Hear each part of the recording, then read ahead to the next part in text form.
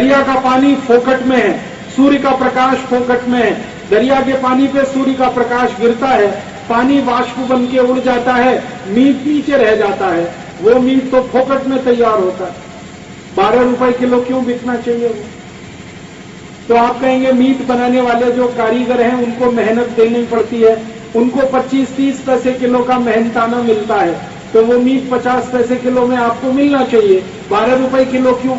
ये आयोडीन युक्त मीट करने के नाम पर आपसे पैसा लूटा जा रहा है और आपकी जेब काटी जा रही है।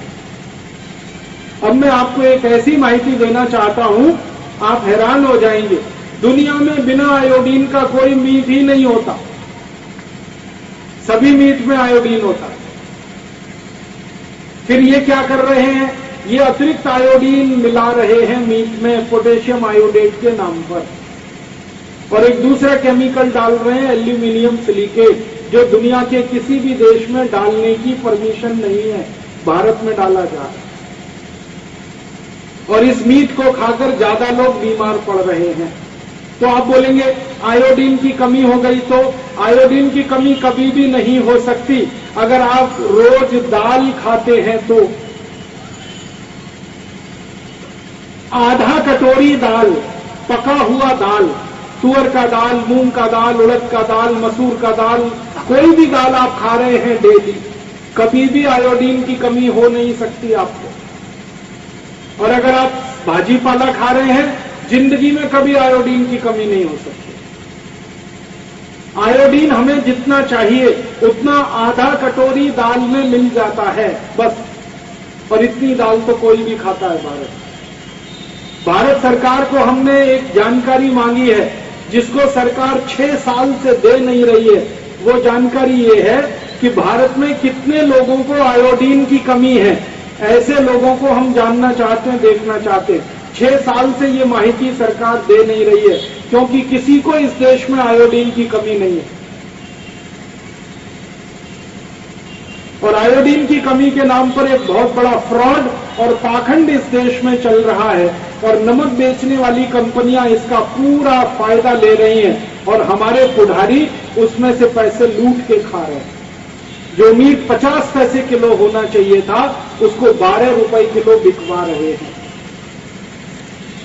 अब मैं आपको एक आखिरी बात कहना चाहता हूं, मीट के बारे में सबसे गहरी बात हमारे आयुर्वेद में कही गई है कि मीट में जो माइक्रो न्यूट्रिएंट्स हैं, जो सूक्ष्म पोषक तत्व हैं, वो सबसे ज्यादा सेंधव मीट में है, सेंधव लवण में है। उसके बाद दूसरे नंबर पर सबसे ज्यादा सूक्ष्म पोषक तत्व है तो वो काला नमक में है, ब्लैक सॉल्ट में है, और तीसरे नंबर पर वो क्यूबिक जो मीट आता है, डेले वाला, उसमें है। ये पिसा हुआ आयोडीन युक्त मीट, इसमें माइक्रो न्यूट्रिएंट सबसे कम है, क्योंकि सरकार मीट के सारे माइक्रो न्यूट्रिएंट निकालने, इसलिए आप घर का मीट बदल दीजिए। सादा मीट लाइए, सेंधव लवण लाइए, सेंधव मीट लाइए, काला नमक लाइए, ब्लैक सॉल्ट खाइए, चीनी हटा दीजिए, घर में से गुड़ खाइए, तेल शुद्ध कर दीजिए, गाय का घी शुद्ध खाने लगिए। बस इतने मात्र से जिंदगी भर आपकी सुखी रहेंगे आप, बीमारी नहीं आएगी, रोग नहीं आएगा, और हर साल का 7 लाख कोटि रुपए बच जाएगा। यही अभियान है हमारा भारत स्वाभिमान, लोगों को छोटी छोटी माहिती देना ताकि वो अपने जीवन को बदल सके, और बदल के अपने जीवन को ज्यादा सुखी और ज्यादा आनंदमयी बना सके। ये अभियान का एक हिस्सा है। अभियान का दूसरा हिस्सा है भारत देश को सुखी बनाना, भारत देश को स्वस्थ बनाना, भारत देश को निरोगी बनाना। आप बोलेंगे भारत देश को क्या बीमारियां हैं? भारत देश को तो इतनी बीमारियां हैं जितनी हमें भी नहीं। हमारे शरीर की बीमारियां सर्दी, खांसी, जुकाम, बुखार से लेकर कैंसर तक की अगर सूची बनाएं तो कुल मिलाकर 140 या 148 बीमारियां हैं। लेकिन देश की बीमारियों की सूची एक बार मैंने बनाई तो वो बनती ही रहती है, वो कभी खत्म ही नहीं होती। गरीबी है, बेरोजगारी है, भुखमरी है, अशिक्षा है, भ्रष्टाचार है, भाई भतीजावाद है, इतनी बीमारियां इस देश में हैं। हर दिन अखबार हम उठाते हैं, एक नई बीमारी के दर्शन हो जाते हैं देश। और भारत की बीमारियों में बहुत गंभीरता के साथ हमने ये जानने की कोशिश की कि सबसे खराब बीमारी कौन है, तो वो पता चला गरीबी है। इस गरीबी के कारण बेरोजगारी है, इस बेरोजगारी के कारण भारत के लोगों को आत्महत्या करनी पड़ती है और भयंकर दरिद्रता में जीवन बिताना पड़ता है। गरीबी के आंकड़े हैं हमारी सरकार के, 84 कोटि लोगों को एक दिन में खर्च करने को 20 रुपए नहीं मिल पाते, 50 कोटि लोगों को एक दिन में खर्च करने के लिए 10 रुपए नहीं मिल पाते, 25 कोटि लोगों को एक दिन में खर्च करने के लिए 5 रुपए नहीं मिल पाते, 15 कोटि लोगों को खर्च करने के लिए एक दिन में 1 रुपया नहीं मिल पाता और 10 कोटि लोगों को खर्च करने के लिए एक दिन में 50 पैसा भी नहीं मिल पाता। इतनी गरीबी भारत में। और इस गरीबी के बाद बेरोजगारी भी है। बेरोजगारी है, हमारी सरकार कहती है कि 18 वर्ष की उम्र से लेकर 60 वर्ष की उम्र तक 64 कोटि लोग इस देश में रहते हैं। इनमें से 3 कोटि 50 लाख लोगों को परमानेंट नौकरी है, बाकी के पास कोई रोजगार की परमानेंट व्यवस्था नहीं है। जो 3 कोटि 50 लाख लोगों को परमानेंट नौकरी है, रोजगार है, वो सेना में काम करते हैं, बैंकों में काम करते हैं, बीमा कंपनियों में काम करते हैं, भारत के पब्लिक सेक्टर में काम करते हैं, गवर्नमेंट के ऑफिसेज में काम करते हैं, सेंट्रल गवर्नमेंट में काम करते हैं, स्टेट गवर्नमेंट में काम करते हैं। सब ऊपर से नीचे तक 3 कोटि 50 लाख लोग हैं और बाकी के 60 कोटि 50 लाख लोगों को रोजगार और काम उनकी जरूरत के हिसाब से मिल नहीं पाता इस देश में। वो दर दर भटकते रहते हैं। किसी को 1 वर्ष में 3 महीने काम मिलता है, किसी को 1 वर्ष में 4 महीने काम मिलता है, किसी को 1 वर्ष में 6 महीने काम मिलता है। ऐसे 60 कोटि 50 लाख लोग हैं।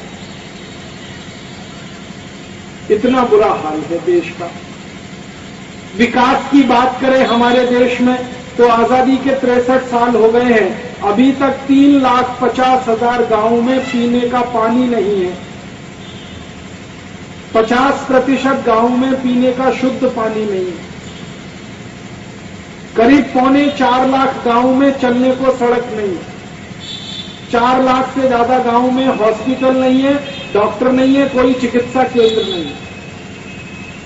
भारत में 115 कोटि की लोक संख्या में लगभग 60 कोटि लोग ऐसे हैं जिनकी कोई शिक्षा अभी तक नहीं हो पाई आजादी के 63 साल के बाद।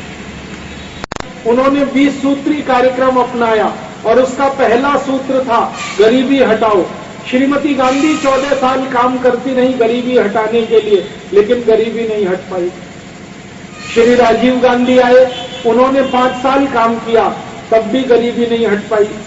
उसके बाद बीपी सिंह, चंद्रशेखर, नरसिम्हा राव आए, 7 वर्षों तक ये काम करते रहे, गरीबी इनसे भी नहीं हटी। उसके बाद देवेगौड़ा, इंद्र कुमार गुजराल आए, फिर श्री अटल बिहारी वाजपेयी आए और अब डॉक्टर मनमोहन सिंह। इतने प्रधानमंत्रियों ने गरीबी हटाने के लिए रात दिन मेहनत किया है, लेकिन गरीबी है कि हर साल बढ़ती ही जा रही है, कम नहीं हो पा रही। लाखों कोटि रुपए का हर साल बजट बनता है। हम केंद्र सरकार को टैक्स देते हैं, हम राज्य सरकारों को टैक्स देते हैं। कुल मिलाकर एक वर्ष में 64 तरह के टैक्स हम देते हैं। टैक्स के द्वारा हर साल 20 लाख कोटि रुपए हम सरकारों को दे देते हैं और वो 20 लाख कोटि रुपए सरकारें खर्च करती हैं और फिर भी गरीबी नहीं मिटती।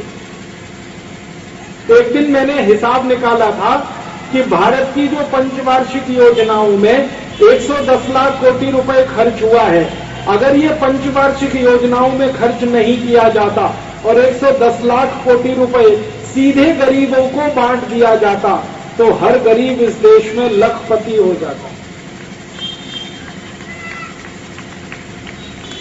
और एक दिन मैंने कैलकुलेशन किया कि 20 लाख कोटि रुपए का टैक्स जो हम सरकार को देते रहते हैं, ये टैक्स सीधे सरकार को ना देके गरीबों में बांटना हम शुरू कर दें तो 5 साल में भारत का हर गरीब कोटिपति हो जाता है, मात्र 5 वर्ष में। इसका मतलब बहुत सीधा है, गरीबी नहीं हटने का सबसे बड़ा कारण हमारी सरकार है और हमारा तंत्र है, ये गरीबी को मिटने नहीं देता, ये गरीबी को हटने नहीं देता। क्यों?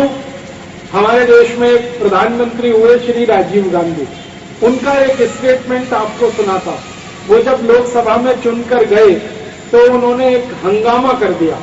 उन्होंने एक दिन लोकसभा में कहा कि भारत के गरीब लोगों के विकास कार्य के लिए जब मैं 1 रुपया दिल्ली से भेजता हूं तो गरीब आदमी तक 15 पैसा ही पहुंच पाता है, 85 पैसा बीच में ही लुट जाता है। तो श्री राजीव गांधी को संसद में जो खासदार लोग होते हैं उन्होंने पूछा, ये 85 पैसा कौन लूट लेता है? तो श्री राजीव गांधी ने कहा, हम लूट लेते। तो खासदारों ने पूछा, हम की परिभाषा दीजिए, हम माने कौन? तो राजीव गांधी ने कहा, सबसे ज्यादा लूटते हैं पुढ़ारी माने नेता, फिर लूटते हैं अधिकारी माने ऑफिसर, और फिर लूटते हैं कर्मचारी। तो पुढ़ारी, अधिकारी और कर्मचारी तीनों मिलकर 85% लूट लेते हैं, इसलिए गरीबी नहीं मिट पाती। और अब श्री राजीव गांधी के बेटे राहुल गांधी ने लोकसभा में अभी हंगामा किया थोड़े दिन पहले।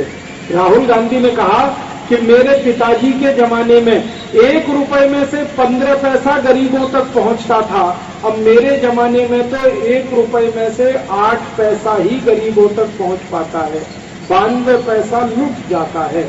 माने भ्रष्टाचार और बढ़ गया है, कम नहीं हुआ। हमारे पुढ़ारी, हमारे अधिकारी और हमारे कर्मचारी कैसे लूट रहे हैं इस देश को, एक उदाहरण देता हूं जो आपको तुरंत ध्यान आएगा। हमारे देश में एक पुढ़ारी है, उसका नाम है मधु कोड़ा। वो झारखंड में 2 साल मुख्यमंत्री हुआ, और भारत में ऐसा मुख्यमंत्री भूतो न भविष्यति, कभी हुआ नहीं और होने की संभावना नहीं। क्यों?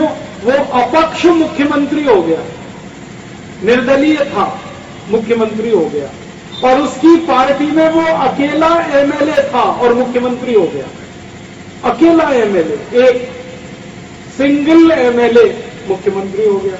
कैसे हो गया?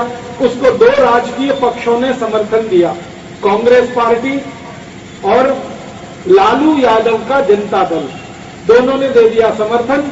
मधु कोड़ा हो गया मुख्यमंत्री। मुख्यमंत्री होने के बाद उसने 2 साल खूब जमकर लूटा झारखंड का खजाना, और 2 साल में उसने 5,600 कोटी रुपए लूट लिया।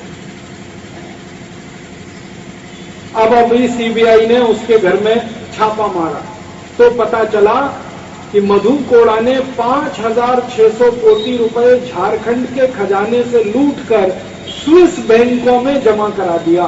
स्विस बैंकों में उसके 22 खाते मिले हैं, 22 अकाउंट्स हैं मधु कोड़ा के स्विस बैंक। अब आप जरा थोड़ी देर चिंतन करिए, चिंतन ये करिए कि एक मुख्यमंत्री सबसे गरीब राज्य झारखंड में 2 साल में 5,600 कोटी लूट सकता है, तो एक मुख्यमंत्री सबसे अमीर राज्य में 10 साल तक अगर रह जाए तो कितना लूट सकता है? आपको मालूम है गोवा में ऐसे कई मुख्यमंत्री रह चुके हैं जो 10-10 साल रहे। अंदाजा लगा लीजिए कितना लूटा हो। और गोवा का क्या, गोवा के पड़ोसी महाराष्ट्र में कई मुख्यमंत्री ऐसे रहे जो 12-12 साल रहे, 13-13 साल रहे, उन्होंने कितना लूटा होगा अंदाजा लगा लीजिए। और पंजाब, हरियाणा, उत्तर प्रदेश, मध्य प्रदेश, वहां 10-10 साल मुख्यमंत्री रहे ऐसे कई नेता हैं, उन्होंने कितना लूटा होगा अंदाजा लगा लीजिए। और इन मुख्यमंत्रियों को या मुख्यमंत्रियों जैसे तमाम मंत्रियों को हम अपनी आंखों से देखते हैं कि 20 साल 25 साल पहले जिनके घर में टूटी साइकिल नहीं होती, वो रातों रात हजारों करोड़ रुपए की संपत्ति के मालिक हो जाते हैं। कहां से आता है ये पैसा? लूट कर आता है, भ्रष्टाचार करके आता है।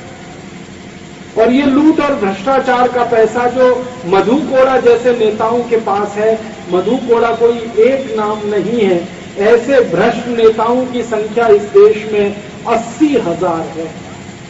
मधु कोड़ा एक नाम है। और इन 80,000 भ्रष्टाचारी नेताओं ने पिछले 63 वर्षों में लाखों कोटि रुपए लूट लिया है। इनके नीचे अधिकारी हैं, वो भी लूट रहे हैं। उत्तर प्रदेश नाम का एक राज्य है, वहां पर एक अधिकारी अभी पकड़ा गया भ्रष्टाचार में। उस अधिकारी का नाम है अखंड प्रताप सिंह। ये आईएएस अधिकारी रहा और उत्तर प्रदेश सरकार का चीफ सेक्रेटरी रहा और चीफ सेक्रेटरी के पद से रिटायर हुआ। थोड़े दिन के बाद उसके यहां रेड हुआ सीबीआई का, तो उसके घर में से 480 कोटि रुपए की संपत्ति मिली और 1-1 हजार के नोटों की गड्डियां ट्रक में भर भर के इनकम टैक्स वाले उसके घर से ले गए। वो टेलीविजन पे हमने देखा और इनकम टैक्स वालों ने कहा कि उन 1,000 के नोटों की गड्डियों को मशीनों से 15 दिन में उन्होंने गिन पाया। और मधु कोड़ा जैसा ये अखंड प्रताप सिंह जब निकला, सीबीआई की गिरफ्त के अंदर आया, तो इसको पूछा गया कि तुम्हारी सैलरी 77 लाख रुपए होती है जब से तुमने नौकरी शुरू की और आखिरी दिन तक टैक्स को निकालने के बाद तुम्हारे घर से 480 कोटि रुपए कहां से आया?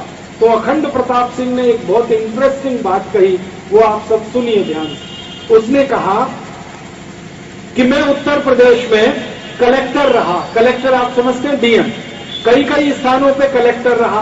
तो हर एक मुख्यमंत्री ने मुझे टारगेट फिक्स किया हुआ था कि एक हफ्ते में इतना लूट कर देना है और अगर मैं लूट कर नहीं दूं तो मुख्यमंत्री मुझे लात मार के निकाल देगा। तो मैं मुख्यमंत्रियों का टारगेट पूरा करने के लिए पैसे लूटता था। कोई मुख्यमंत्री कहता था हफ्ते में 10 कोटि रुपए लूटो, कोई मुख्यमंत्री कहता था 15 कोटि लूटो, कोई कहता था 20 कोटि लूटो। मैं सब मुख्यमंत्रियों का पालन करता था आदेश का और लूटता था। और लूट कर जो पैसा आता था उसमें से थोड़ा मैं रख लेता था और थोड़ा मुख्यमंत्री को देता था। तो मैं जितना रखता था यही पैसा 480 कोटि रुपए हो गया। और अखंड प्रताप सिंह ने एक बात कही कि अगर मैं नहीं लूटता और ईमानदारी से नौकरी करता तो मुख्यमंत्री मुझे सस्पेंड करता, टर्मिनेट करता, इसलिए मैंने लूटना जरूरी समझा। और उसने एक बात कही कि मेरे जैसा कोई भी कलेक्टर ईमानदारी से नौकरी कर नहीं सकता, लूटना उसको जरूरी है, क्योंकि मुख्यमंत्रियों को पैसा बहुत जरूरी है और मुख्यमंत्रियों को पैसा नहीं मिले तो वो हमारे जैसे कलेक्टरों को ट्रांसफर करते रहते हैं और ऐसी जगह पटक देते हैं जहां जिंदगी हमारी नरक हो जाती है। तो वो कहता है कि इस पॉलिटिकल सिस्टम में बिना लूटे किसी का काम नहीं चल सकता।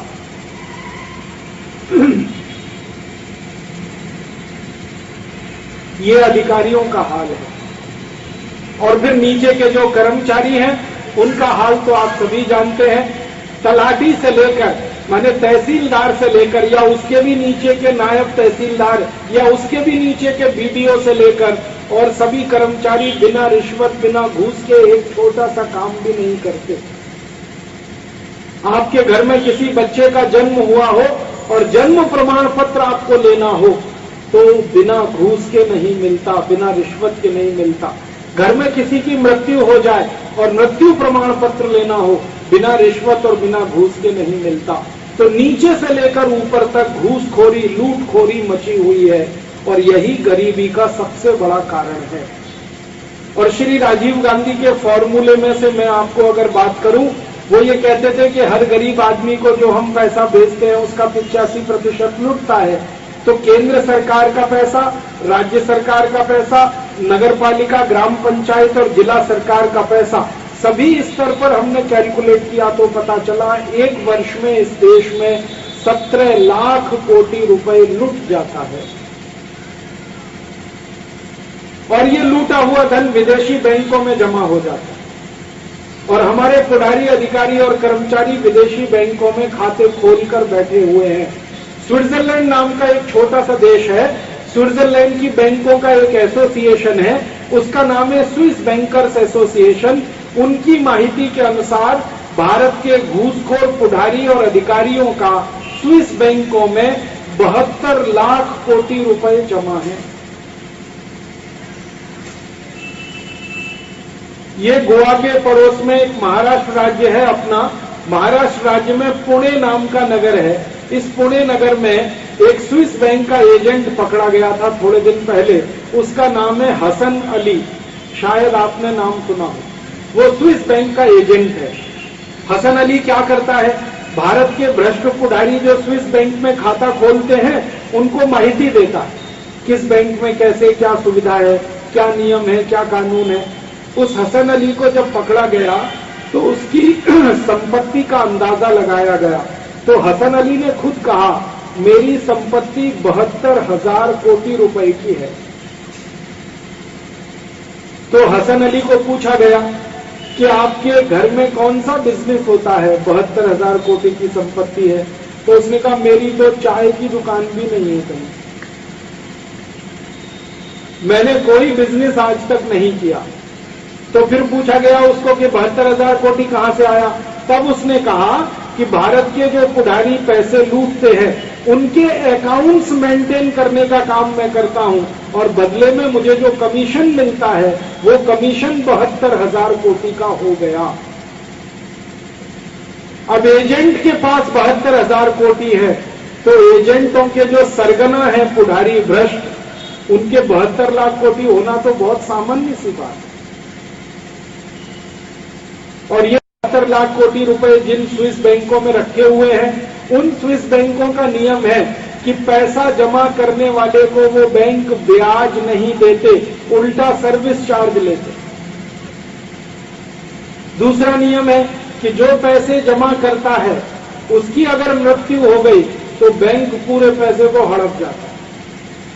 तीसरा नियम है कि रात में 2 बजे भी आप जाओ, स्विस बैंक का दरवाजा खुला रहता है, रात में भी पैसे जमा होते। और चौथा नियम है कि वो पैसा जमा करने वाले से कभी पूछते नहीं कि पैसा लाया कहां से आपने। और स्विस बैंकों में ये जो पैसे जमा है, ऐसे दुनिया में 70 देशों की बैंकों में भी और सारे खाते हैं। भारत में काम करने वाली एक संस्था है, वो अंतर्राष्ट्रीय संस्था है, उसका नाम है ट्रांसपेरेंसी इंटरनेशनल। और एक दूसरी संस्था है, उसका नाम है टैक्स जस्टिस नेटवर्क। ये दोनों संस्थाएं ब्लैक मनी पर अभ्यास करने वाली दुनिया की सबसे बड़ी 2 संस्थाएं हैं। इन दोनों संस्थाओं का कहना है कि स्विस बैंकों में तो भारत का 72 लाख कोटी है, other than Swiss bank Bharat का 258 लाख कोटी रुपए और भी जमा है, जो स्विस बैंकों के अतिरिक्त है। और ये सारा धन पिछले 63 साल में घूसखोरी करके, रिश्वतखोरी के माध्यम से लूटकर विदेशों में ले जाया गया है। मुझे बहुत दुख है इस बात को कहते हुए कि अंग्रेज आए थे और उन्होंने भारत को लूटा। 250 साल में अंग्रेजों ने 300 लाख कोटी रुपए लूटा था इस देश में। अब आजादी के बाद ये काले अंग्रेज पैदा हो गए, इन्होंने 63 साल में 258 लाख कोटी रुपए लूट लिया इस देश में से। और ये लूट अगर ऐसे ही चलेगी और ऐसे ही भ्रष्टाचार बढ़ेगा तो थोड़े दिन के बाद तो गरीबी आपको भी आ जाएगी। अभी तो 84 कोटी गरीब है, थोड़े दिन में 100 कोटी हो जाएंगे, फिर 115 कोटी हो जाएंगे। अमीर सिर्फ पुढारी रहेंगे, अधिकारी रहेंगे, बाकी सब गरीब होंगे। तब आप बोलेंगे जी क्या किया जाए? तो इस भ्रष्टाचार को खत्म करना पड़ेगा, इस लूटखोरी को बंद कराना पड़ेगा। और इस भ्रष्टाचार और लूटखोरी को बंद कराने के लिए ही भारत स्वाभिमान अभियान ने जन्म लिया है। और भारत स्वाभिमान अभियान ने संकल्प लिया है कि भारत के पुढारी, अधिकारी और कर्मचारियों ने जो लूटकर धन विदेशी बैंकों में जमा करा दिया है 258 लाख कोटी, इस पूरे धन को भारत में वापस लाना है और इससे देश का विकास कराना। आपके मन में एक सवाल आएगा, क्या यह धन वापस आएगा? हाँ, ये धन वापस आएगा। कैसे आएगा? धन जैसे गया था वैसे ही वापस आएगा। जाने का रास्ता अगर है तो वापस आने का भी रास्ता है। तो आप पूछेंगे वो क्या है? दुनिया के जितने भी बैंकों में ये धन जमा है वो पुढारियों की व्यक्तिगत संपत्ति के रूप में जमा है, निजी संपत्ति के रूप में जमा है, अधिकारियों की व्यक्तिगत और निजी संपत्ति के रूप में ये धन जमा है। अगर इस धन को राष्ट्र की संपत्ति घोषित करा दिया जाए तो ये सारा धन भारत में वापस आ जाएगा। इसको कोई बैंक दुनिया में जमा नहीं रख सकता। जिन बैंकों में ये पैसा जमा है उन बैंकों में कानून है। कानून ये कहता है कि जब तक कोई धन व्यक्तिगत संपत्ति है, निजी संपत्ति है, वो दुनिया के किसी भी बैंक में जमा हो सकती है। लेकिन उसी बैंकों में ये भी कानून है कि अगर किसी देश की एपेक्स कोर्ट माने सर्वोच्च अदालत या उस देश की सर्वोच्च संस्था उस धन को राष्ट्र की संपत्ति घोषित कर दे तो वो कोई भी बैंक उस धन को रख नहीं सकते, वो वापस करेंगे, क्योंकि राष्ट्र की संपत्ति राष्ट्र की बैंक में ही जमा हो सकती है। भारत की अगर कोई राष्ट्रीय संपत्ति है तो भारत की बैंकों में ही जमा होगी, विदेशी बैंक उसे रख नहीं सकते। तो हमने भारत स्वाभिमान की तरफ से एक संकल्प लिया है कि 258 लाख कोटि रुपए जो ब्लैक मनी का विदेशी बैंकों में है, इस धन को भारत की राष्ट्रीय संपत्ति घोषित कराया जाए। आप बोलेंगे कौन करेगा ये काम? ये काम या तो सुप्रीम कोर्ट कर सकता है या हमारी संसद कर सकती है। सुप्रीम कोर्ट के पास ये ताकत है कि वो किसी भी धन को राष्ट्र की संपत्ति घोषित कर सकता है। और एक बार सुप्रीम कोर्ट ने ऐसा किया है। आपको मैं पुराना एक सच्ची कहानी सुनाता हूं। नरसिम्हा राव इस देश में प्रधानमंत्री बने, उस समय एक यूरिया घोटाला हुआ था। यूरिया घोटाले में 133 कोटि रुपए का पेमेंट किया गया और यूरिया भारत में नहीं आया। सुप्रीम कोर्ट ने इस मामले में संज्ञान लेते हुए मुकदमा दाखिल किया और सुप्रीम कोर्ट ने जांच कराई कि 133 कोटि रुपए कहां गया। तो पता चला वो पैसा नरसिम्हा राव के बेटे के खाते में जमा हो गया स्विस बैंक में। सुप्रीम कोर्ट ने आदेश दिया कि 133 कोटि रुपए भारत की राष्ट्रीय संपत्ति है, लिहाजा ये पैसा भारत में वापस लाया जाए। सुप्रीम कोर्ट के इस आदेश के 7 दिन के अंदर स्विस बैंकों ने 133 कोटि रुपए हमें वापस किया था और वो पैसा सुप्रीम कोर्ट में आके जमा हुआ और नरसिम्हा राव के बेटे को सुप्रीम कोर्ट ने जेल भेज दिया था। तो हमारा ये मानना है कि अगर यूरिया घोटाले का पैसा राष्ट्र की संपत्ति घोषित हो सकता है तो चारा घोटाले का भी हो सकता है, बोफोर्स घोटाले का भी हो सकता है, एनरॉन घोटाले का भी हो सकता है। घोटाला सब एक। तो इसी उम्मीद में हमने भारत के सर्वोच्च न्यायालय में, सुप्रीम कोर्ट में एक मुकदमा दाखिल कराया है और उस मुकदमे में एकमात्र अपील हम कर रहे हैं और वो अपील है कि 258 लाख कोटि रुपए जो विदेशी बैंकों में है उसको राष्ट्रीय संपत्ति घोषित किया जाए। सुप्रीम कोर्ट ने इस मुकदमे को स्वीकार कर लिया है और इस मुकदमे में बहस कर रहे हैं राम जेठमलन। 6 महीना लगा, 6 महीने में यह मुकदमा स्वीकार हुआ, लेकिन स्वीकार हुआ है। अब सुप्रीम कोर्ट ने भारत सरकार को नोटिस दिया है और उस नोटिस में यह कहा गया कि 6 महीने में भारत सरकार बताए सुप्रीम कोर्ट को कि किस पुढारी का कितना पैसा किस बैंक में जमा। अब सरकार की हालत थोड़ी खराब है, वो किसका नाम लें और किसका ना लें, क्योंकि जिनके पैसे हैं वही सरकार चला रहे। तो सरकार ने अभी सुप्रीम कोर्ट को यह बोला है कि थोड़े दिन में हम माहिती देंगे और सरकार ने 70 देशों में अधिकारी भेजे हैं जो इस पैसे की माहिती इकट्ठी कर रहे हैं। थोड़े दिन में शायद सरकार ये माहिती देगी तो बहुत अच्छा है, नहीं देगी तो हम सुप्रीम कोर्ट में ये अपील करेंगे कि जिनका भी पैसा है वो रहने दो, उसको राष्ट्र की संपत्ति घोषित कर दो अगर सरकार नहीं बताती तो। और supreme court ex parte judgement कर सकता है और अगर वो पैसा राष्ट्र की संपत्ति हुआ तो 258 लाख कोटि रुपए वापस आ जाएगा। ये एक रास्ता है पैसा वापस लाने का।